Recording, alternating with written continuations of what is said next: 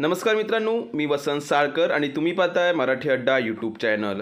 सन 2025-26 या शैक्षणिक वर्षाच्या शिक्षण हक्क अधिनियमानुसार दुर्बल व वंचित घटकाकरिता 25% ऑनलाईन प्रवेश प्रक्रिया जी आहे ती आता सुरू करण्याबाबतची सुधारित सूचना इथे 13 जानेवारी 2025 रोजी प्राथमिक शिक्षण संचालनालय यांच्याकडून हे जे परिपत्रक आहे ते आता इथे जारी करण्यात आलेले आहे। RTE अंतर्गत आता तुमच्या बालकांच्या मोफत व सक्तीच्या शिक्षण अधिकार अधिनियमानुसार 25% प्रवेश प्रक्रिया जी आहे ती आता राबवण्यात येत आहे। या संदर्भातील हे परिपत्रक आहे। परिपत्रकामध्ये सांगितलेली संपूर्ण माहिती मित्रांनो आजच्या व्हिडिओमध्ये जाणून घेणार आहोत। व्हिडिओ अतिशय महत्त्वाचा आहे, शेवटपर्यंत नक्की पहा। तुम्ही इथे पाहू शकता सन 2025-26 या वर्षासाठी बालकांचा मोफत व सक्तीच्या शिक्षणाचा अधिकार अधिनियम 2009 मधील कलम 12C1 नुसार दुर्बल व वंचित घटकातील बालकांना स्वयं अर्थसहाय्यित शाळा, विना अनुदानित शाळा, पोलीस कल्याणकारी शाळा आणि महानगरपालिका शाळांमध्ये RTE 25% प्रवेश प्रक्रिया ऑनलाईन पद्धतीने राबवण्यात येत आहे। ऑनलाईन प्रवेश अर्ज भरण्याच्या मार्गदर्शक सूचना तुम्ही इथे पाहू शकता। इयत्ता पहिली किंवा पूर्व प्राथमिक वर्ग या स्तरावर 25% प्रवेश प्रक्रियेकरिता पालकांनी student.maharashtra.gov.in ADM-पोर्टल या संकेतस्थळावर जाऊन अर्ज भरण्याची प्रक्रिया जी आहे ती विहित मुदतीत पूर्ण जी आहे ती इथे करायची आहे। त्या अगोदर तुम्ही इथे पाहू शकता बालकांच्या पालकांकडून ऑनलाईन अर्ज मागवण्याची प्रक्रिया जी आहे ती दिनांक 14 जानेवारी ते 27 जानेवारी 2025 या कालावधीपर्यंत ही जी सुविधा आहे ती उपलब्ध करून देण्यात आलेली आहे। महत्त्वाचा मुद्दा आहे ते समजून घ्या। 27 जानेवारीपर्यंत तुम्ही हा जो अर्ज जो आहे तो इथे ऑनलाईन पद्धतीने इथे या पोर्टलवरती जाऊन करू शकता। त्यामध्ये वंचित घटकातील बालकांमध्ये खालील प्रवर्गाचा समावेश जो आहे तो केला जात आहे। त्यामध्ये अनुसूचित जाती OBC, अनुसूचित जाती ABC, त्यानंतर विभक्त जाती, भटक्या जाती, अनाथ बालके, दिव्यांग बालके अशा प्रकारचा तपशील जो आहे तो इथे देण्यात आलेला आहे। आर्थिक वर्षामध्ये पालकांचे वार्षिक उत्पन्न 1 लाखापेक्षा कमी आहे अशा बालकांचा आर्थिक दुर्बल गटामध्ये इथे समावेश जो आहे तो करून घेण्यात येणार आहे।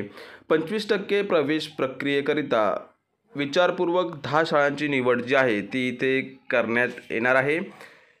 पालकांनी अर्ज भरताना शाळेपासून ते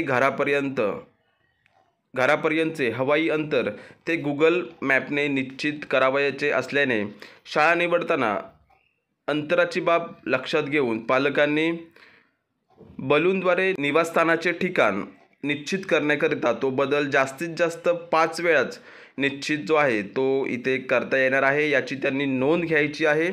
पालकांनी निवासस्थानाचे लोकेशन अचूक इथे नमूद करायचं आहे। अतिशय महत्त्वाचे असे हे मुद्दे आहेत, नीट समजून घ्या। प्रवेश प्रक्रियेबाबत विहित मुदतीमध्ये परिपूर्ण अर्ज भरला जाईल याची सगळ्यांनी दक्षता घ्यायची आहे। अर्ज सादर करावयाच्या अंतिम कालावधीमध्ये इंटरनेट अथवा इतर तांत्रिक अडचणीमुळे परिपूर्ण अर्ज सादर करण्यामध्ये व्यत्यय येण्याची शक्यता इथे नाकारता येणार नाही।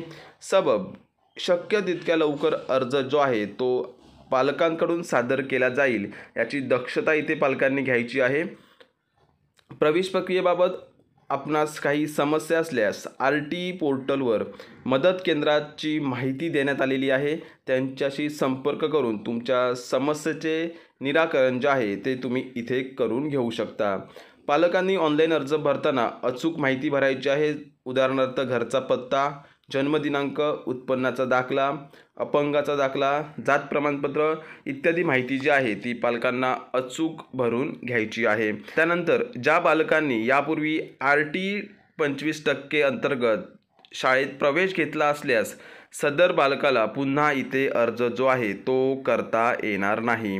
यापूर्वी 25% प्रवेश प्रक्रियेअंतर्गत प्रवेश मिळालेल्या बालकाचा चुकीची माहिती भरून पुन्हा प्रवेश घेतल्याचे निदर्शनास आल्यास सदर प्रवेश रद्द करण्यात येईल। तसेच पालकांनी एकच परिपूर्ण अर्ज सादर करावा. एकापेक्षा अधिकचे अर्ज भरल्याचे निदर्शनास आल्यास एकही अर्ज लॉटरीमध्ये इथे विचारात घेतला जाणार नाही आहे. आणि पालकांनी कोणत्याही प्रकारची कागदपत्रे ऑनलाईन जी आहेत ती इथे अपलोड करायची नाही आहेत. अतिशय महत्त्वाची अशी माहिती आहे. दिनांक 13 जानेवारी 2024 रोजी हे जे परिपत्रक जे आहे ते इथे काढण्यात आलेले आहे. मित्रांनो, ह्या परिपत्रकाची लिंक जी आहे ते मी खाली तुम्हाला डिस्क्रिप्शन बॉक्समध्ये देत आहे. त्या लिंकवरती तुम्ही क्लिक करून हे जे परिपत्रक आहे ते इथे व्यवस्थितरित्या वाचून घेऊ शकता. महत्त्वाची जी काय माहिती होती ती तुम्हाला इथे सांगितलेली आहे. आशा करतोय व्हिडिओमध्ये सांगितलेली माहिती तुम्हाला नक्कीच आवडली असेल. व्हिडिओ जर तुम्हाला आवडला असेल तर व्हिडिओला लाईक करून जास्तीत जास्त तुमच्या मित्रपरिवारामध्ये शेअर करा. धन्यवाद. जय हिंद, जय महाराष्ट्र.